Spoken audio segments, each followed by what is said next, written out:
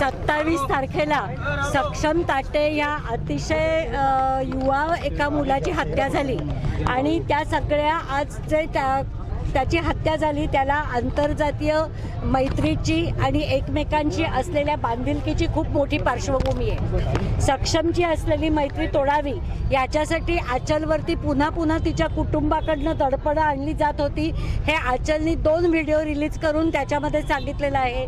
सक्षम ती 18 वर्षाची पूर्ण होण्याच्या आधी एकदा तक्रार करून त्याला पॉक्सोमध्ये अडकवलं होतं, पण त्याच्यातनं ती 18 वर्षाची पूर्ण झाल्यावरती तो गुन्हा खोटा होता, माझ्यावर दडपण आणलं होतं हेही तिने सांगितलेलं आहे.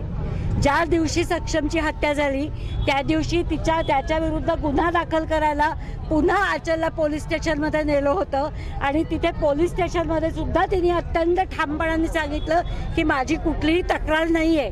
आणि आचलच्या बयानानुसार पोलिसांनी तिच्या समोरच तिच्या भावाला सांगितलं की तू एवढ्या बाकीच्या सगळ्या प्रकरणं घेऊन पोलीस स्टेशनमध्ये येतो, त्याच्यापेक्षा त्या मुलाला मार आणि मग पोलीस स्टेशनमध्ये ये.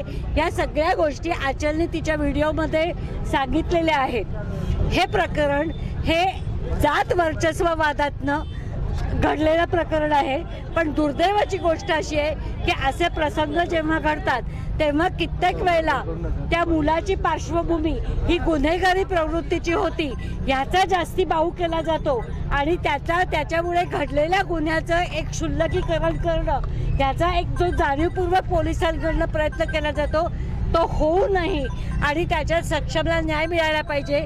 आमची नांदेड पोलिसांकडनं अशी अपेक्षा आहे की याच्यापूर्वी अक्षय भालेरावच्या प्रकरणामध्ये जे घडलं ते आता घडणार नाही आणि अतिशय निपक्षपातीपणे पोलीस याची चौकशी करतील आणि अक्षयच्या कुटुंबाला जसा न्याय मिळाला नाही तसं न घडता सक्षमच्या कुटुंबाला त्याच्यामध्ये निश्चितपणे न्याय मिळेल.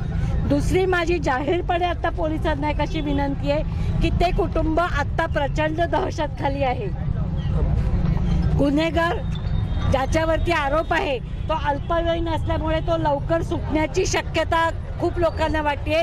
जे निर्भया प्रकरणामध्ये संपूर्ण भारताने त्याच्यामध्ये पाहिलेलं आहे आणि पूर्ण कुटुंबाला आणि आचलच्या जीवालाही धोका आहे.